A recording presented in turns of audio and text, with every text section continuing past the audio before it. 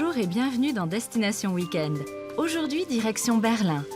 Vous rêvez de faire de vos nuits une œuvre d'art? Pour ça, pas besoin de vous laisser enfermer dans un musée. À Berlin, les hôtels confient la déco de leurs chambres à des artistes. On y a passé la nuit. Des églises reconverties, voilà ce qu'on vous propose de découvrir à Berlin, où de plus en plus de lieux de culte désertés sont transformés en lieux de vie ou de culture. Envie de vous mettre au vert, bêcher, planter, récolter? Et pourquoi pas en plein cœur de la ville? À Berlin, les jardins ouvriers sont de saison et sèment la tendance. Pour finir, les bars branchés prennent de la hauteur et se nichent sur les toits des immeubles. Il s'agit des Sky Clubs. Avec leur vue imprenable sur la ville, ils détrônent désormais l'underground de la branchitude. On a suivi cette tendance à s'élever. Et si dormir devenait un art? À Berlin, les hôtels rivalisent d'inventivité jusqu'à se prendre pour des musées. Ma chambre s'appelle Chez Rose. Les murs sont verts et il y a des tableaux de roses accrochés. C'est superbe. Je suis déjà venue une dizaine de fois ici et je ne choisis pas ma chambre. Je leur demande juste une chambre que je ne connais pas. Oui, c'est tellement extravagant. Vous avez ce rideau, si vous voulez préserver votre intimité. Mais si vous êtes curieux et que vous voulez savoir ce qui se passe dans la chambre à côté, il vous suffit de l'ouvrir. Alors vous pouvez voir vos amis en face et vice-versa.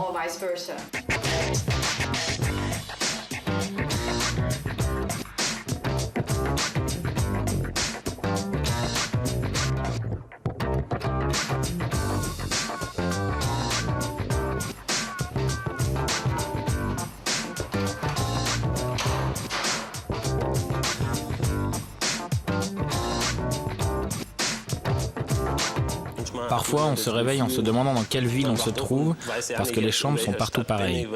Alors nous proposons cette alternative et elle est bien accueillie.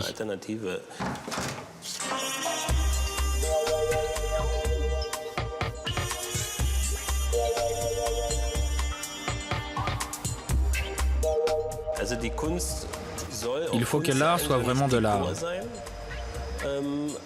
Mais ça reste quand même d'abord une chambre d'hôtel. Il faut trouver le juste milieu. La seule contrainte pour l'artiste est que la chambre doit être agréable à vivre pour le client.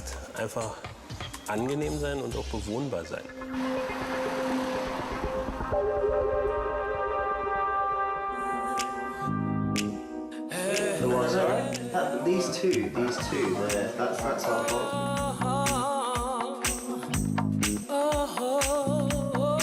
Closed with a black polythene.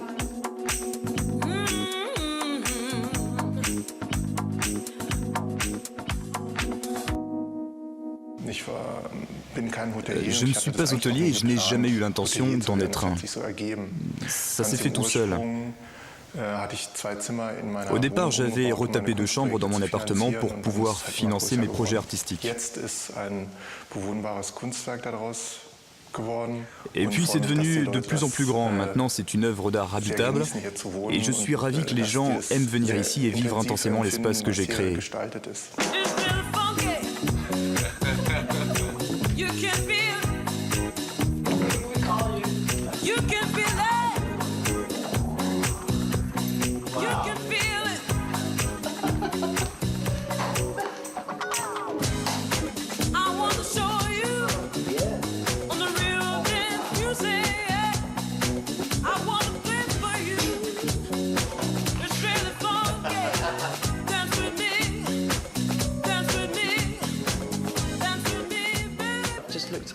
Je suis allé sur leur site web.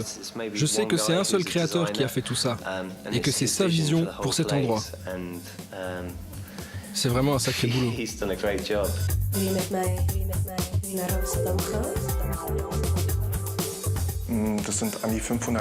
J'ai fabriqué plus de 500 objets pour l'occasion.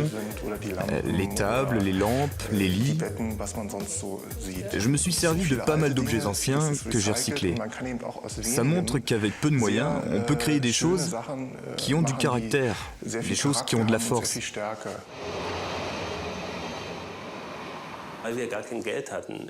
Comme à l'époque, on n'avait pas de quoi payer les artistes, on leur avait dit « Bon, vous faites la déco et vous toucherez une part du chiffre d'affaires. » Et on fonctionne toujours comme ça.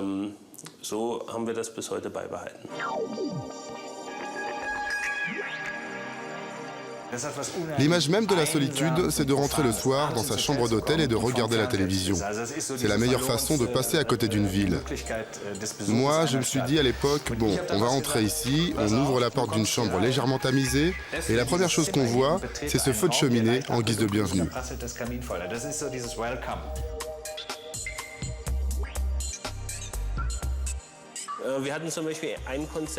On nous avait soumis un projet où les murs devaient être recouverts de clous, dépassant d'environ 5 cm. Évidemment, le risque de blessure était réel. Alors on n'a pas pu accepter ce projet.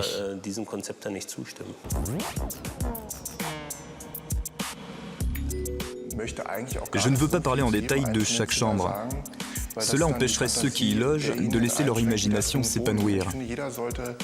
Je voudrais qu'ils puissent laisser libre cours à leur inspiration et que, quand ils rentrent chez eux, ils soient heureux d'avoir fait cette expérience.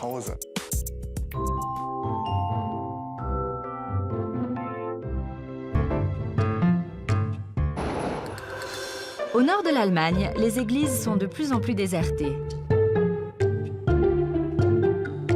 Il y a d'abord un phénomène démographique. Dans beaucoup de pays très étendus, les gens quittent l'espace rural pour aller vivre dans les villes. La deuxième raison est que de plus en plus de paroisses ne peuvent plus assumer l'entretien de leurs églises. Et un troisième facteur très important, rarement on a construit autant d'églises nouvelles comme nous l'avons fait dans la deuxième moitié du XXe siècle.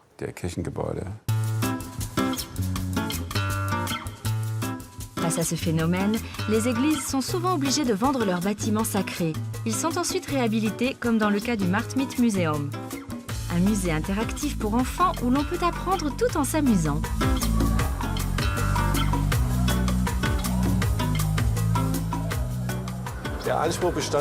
L'ambition a été pour nous d'installer tous ces petits espaces, de façon à préserver l'impression de volume que procure la nef de l'église.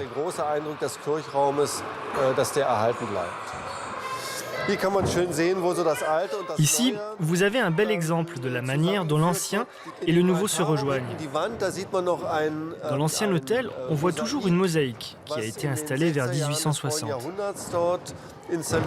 Et puis un peu plus loin, les restaurateurs ont préservé des peintures, comme ces deux anges que vous voyez là sous la voûte.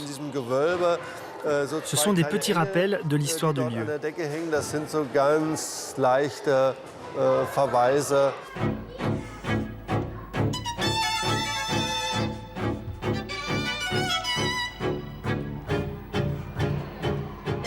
Le contraste entre l'héritage historique et la nouvelle utilisation du lieu, avec cette architecture moderne, personnellement, je le trouve superbe. Pour moi, c'est une chance pour une ville. Une nouvelle manière de créer de nouveaux lieux. On préserve le patrimoine tout en allant quand même de l'avant. Je suis quelqu'un de croyant et je trouve dommage de voir toutes ces églises tomber en ruine. Et à chaque fois qu'on arrive à en préserver une, même pour un autre usage, je trouve ça très bien. D'autres réhabilitations partielles existent et sont pour le moins inhabituelles.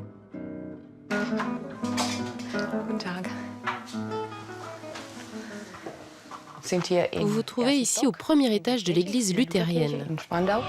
Ici, plusieurs appartements sociaux ont été installés sur 3 étages au-dessus du corps d'église dans lequel on officie toujours.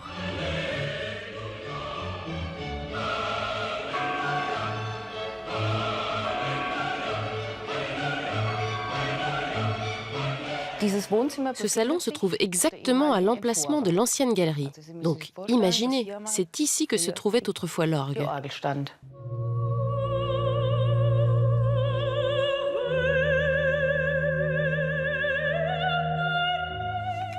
Quelque part, on se sent protégé ici, à l'abri.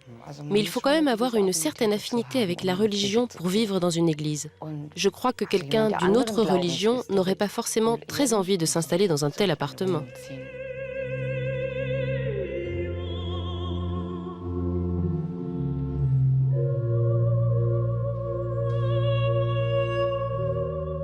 Si les habitants d'une commune, croyants et non-croyants, se mobilisent souvent pour maintenir un lieu de culte, l'Église, elle, n'est pas prête à tous les sacrifices. Nous ne verrions pas d'un très bon œil que l'on commence à transformer les églises en lieux très différents de leur but premier, comme des restaurants par exemple. D'un autre côté, je dois dire que de tout temps, on a mangé et bu dans les églises. Alors, si la cuisine est bien faite, je crois que le Seigneur ne nous en voudra pas trop.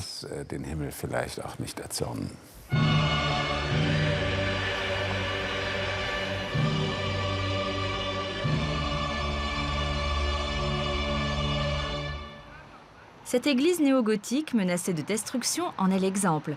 Elle a été réhabilitée en lieu gastronomique. Un réel défi pour l'architecte Heinrich Bruns.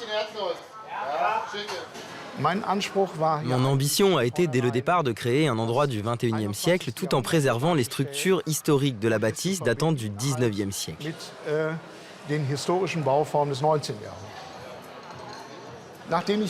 Au moment où j'ai accepté ce projet, j'ai réfléchi et je me suis tout de suite dit qu'il était primordial pour moi de préserver cet héritage culturel. J'ai donc transformé cette église de manière à ce qu'à tout moment, cet endroit puisse facilement redevenir un lieu de culte.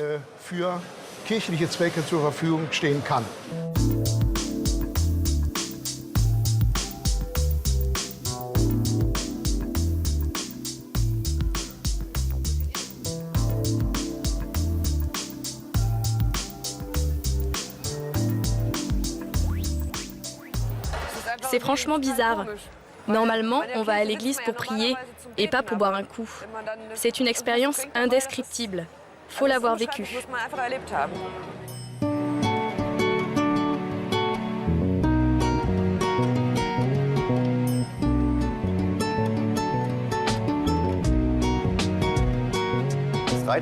Utiliser la dimension mystique de cet endroit à des fins gastronomiques, voilà ce qui me plaisait dans cette idée. Je crois que les clients recherchent toujours l'extraordinaire, et pas seulement dans la gastronomie. Ils cherchent l'alliance de plusieurs valeurs.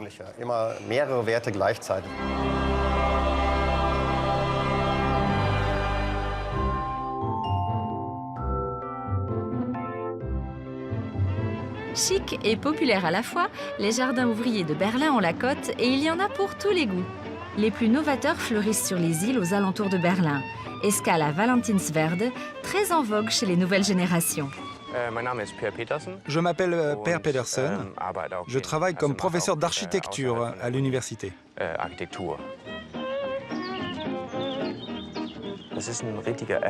C'est vraiment un lieu de repos assez similaire aux jardins ouvriers classiques. Mais la grande différence, c'est qu'ici, on a beaucoup plus de place. On n'a pas ce côté petit bourgeois exigu qu'on peut ressentir dans les jardins ouvriers.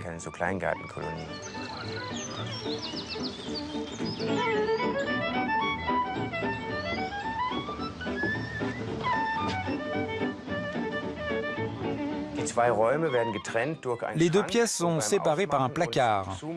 Et quand j'ouvre mon placard, eh bien en fait, je ferme la porte aux voisins.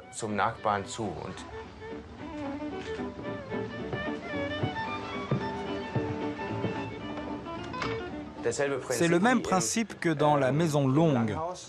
On peut ranger ses affaires, nous avons tout réduit au minimum. Il n'y a que les fonctions nécessaires, c'est-à-dire dormir et ranger ses affaires. Ce minimalisme est tout à fait visible.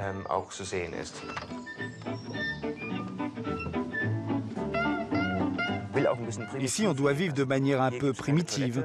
Il n'y a pas de toilette, par exemple. Par contre, nous avons l'électricité depuis l'année dernière. Mais moi, je ne l'utilise pas car je préfère la lampe à gaz, avec son bruit bien particulier, son odeur. Pour moi, c'est ça la liberté. La liberté, la verdure au cœur de la ville. Pour rendre ces désirs accessibles, des architectes se creusent les méninges et inventent le cabanon idéal de demain. Nous voyons ici la répartition des jardins ouvriers à Berlin. On en dénombre 85 000, 250 000 jardiniers, répartis sur 900 implantations. Un Berlinois sur 11, en fait, a un lien avec un jardin et 11% des surfaces libres de la ville sont des jardins ouvriers.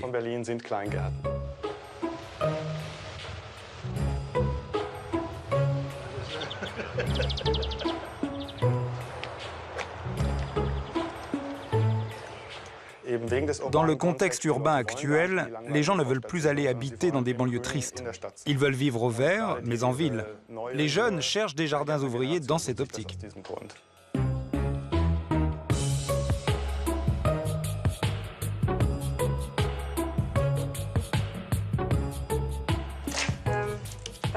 Voici la salle de bain. On peut quasiment se doucher dehors. Tout l'arrière est composé de rangements. On voit ici l'emplacement pour dormir. Et si on veut cuisiner dehors, on peut. Les nouveaux utilisateurs amènent avec eux de nouvelles activités, comme le yoga, le sport, ou encore boire un coup dans un bar, faire la fête, des choses comme ça. Notre projet doit répondre à tous ces besoins. En fait, nous avons rajeuni le jardin ouvrier. Oui, on peut dire ça comme ça. Les jardins ouvriers n'ont pas que de nouveaux occupants. Ils se transmettent aussi de génération en génération avec l'envie souvent de les préserver à l'identique. Exemple à Togo, l'un des plus grands et des plus anciens. Bonjour Madame Rimmer. Je peux rentrer? Vous avez bien dormi? Qu'est-ce que vous faites pendant les vacances? On se fait plaisir. C'est bien. Du beau temps, une belle saison estivale. Bonnes vacances.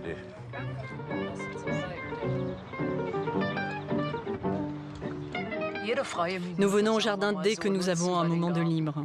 Pendant les vacances, après le travail. Ça ne coûte pas très cher en plus. On peut s'asseoir tranquillement, se détendre. On peut bavarder. C'est une autre forme de repos ici. C'est agréable. C'est notre petit paradis ici. Nous n'avons pas besoin d'aller nous entasser sur les plages en Espagne.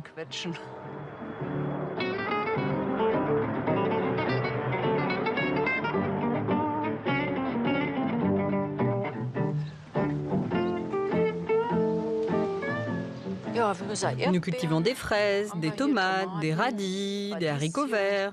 Pas bien plus.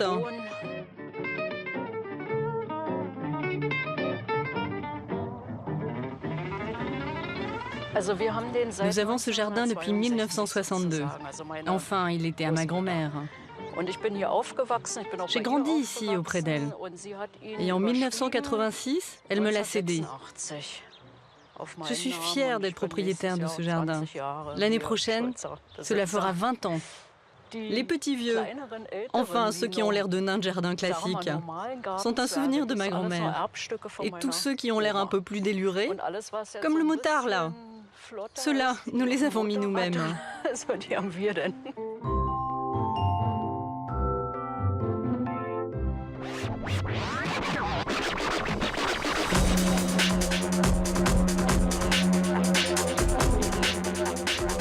Le Berlin underground serait-il en train de disparaître? Une chose est sûre, la mode n'est plus aux bars en fumée cachés dans les caves. Depuis un an, la ville accroche ses nuits au sommet des buildings pour des soirées chics réservées à une jeunesse dorée. Décollage immédiat pour le monde des skybars. Quand on sort de l'ascenseur, on a eu le temps, durant le trajet, de se faire à l'idée qu'on va plonger dans un tout autre univers. Tout ce qu'on voit ici, d'en haut, paraît d'un coup minuscule et insignifiant. Moi, j'ai essayé d'utiliser cette hauteur pour que les gens puissent se changer les idées. Vous trouvez ici et là des petites tables pour deux.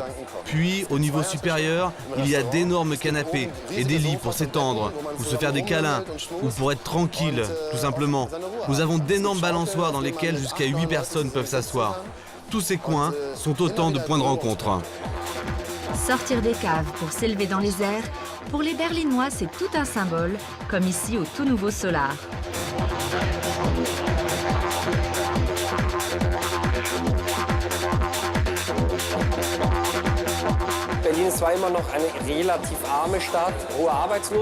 Berlin reste une ville relativement fauchée, avec un fort taux de chômage. Pourtant, on constate que pour les gens qui sortent le soir, la tendance est plutôt à une culture du divertissement plus haut de gamme. On sort petit à petit de cette fascination pour les endroits glauques, les ruines. La tendance est de chercher de la hauteur. Les boîtes d'aujourd'hui sortent des caves ou du rez-de-chaussée, et on en trouve maintenant de plus en plus souvent en haut des tours.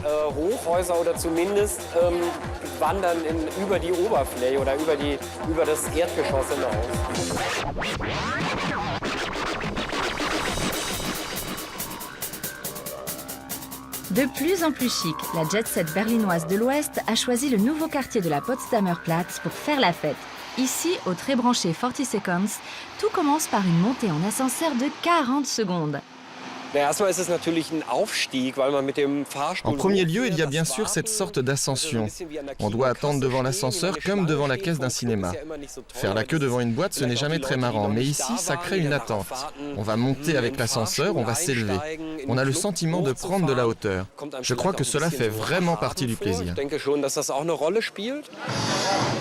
Attachez vos ceintures, c'est parti.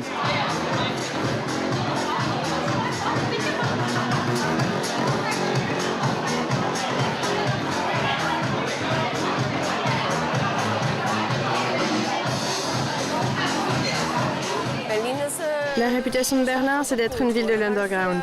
Ici, on peut se plonger dans tous les univers possibles et imaginables. Il y a des boîtes pour tous les goûts, dans tous les styles et avec toutes les musiques. Ici, dans mon établissement, on s'adresse plutôt au public de Berlin-Ouest, un public plutôt plus âgé, plus huppé.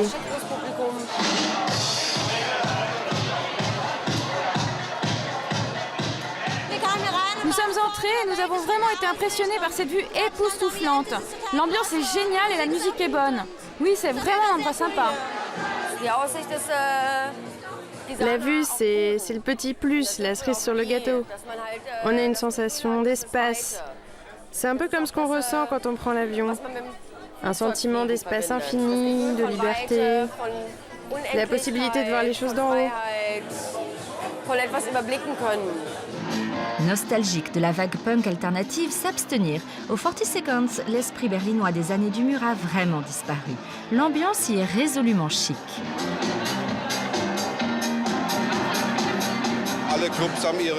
Toutes les boîtes de nuit ont leur histoire. En général, elles démarrent fort si elles sont bien conçues. Puis, une fois établies, elles commencent par attirer un public plus populaire. Puis ça passe. Vous comprenez bien, on ne peut pas rester éternellement à la pointe de la mode. Les modes changent, ça n'a rien d'exceptionnel. À Londres ou à New York, c'est exactement pareil. Des boîtes renommées finissent quand même par fermer. C'est dans la nature même de la vie nocturne. On est toujours à la recherche de la nouveauté. Variatio delectat, comme on dit.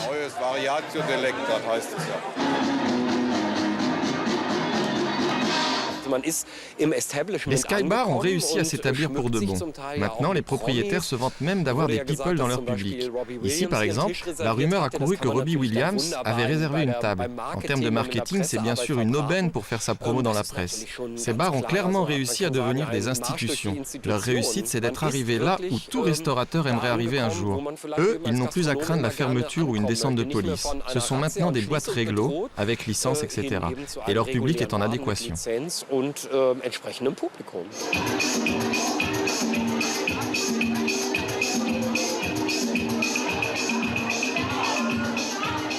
Mais Berlin ne serait plus vraiment Berlin sans son esprit contestataire. Même dans la tendance Skybar, l'esprit underground a trouvé ses marques. Au week-end, dans ce vieux HLM désaffecté d'Alexanderplatz, la déco est minimaliste, le béton brut, les fils apparents, la musique électronique et en plus, il y a la vue.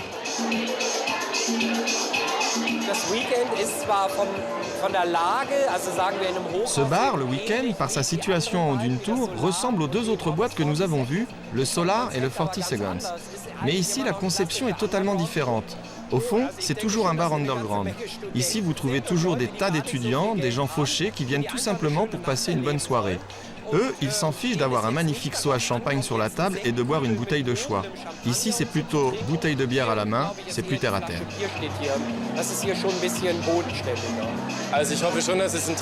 J'espère bien que c'est la mode de faire la fête au-dessus des toits de Berlin.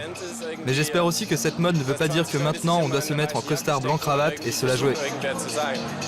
Du plus select au plus alternatif, chacun a son Skybar. Et c'est peut-être à ça que l'on reconnaît une vraie tendance.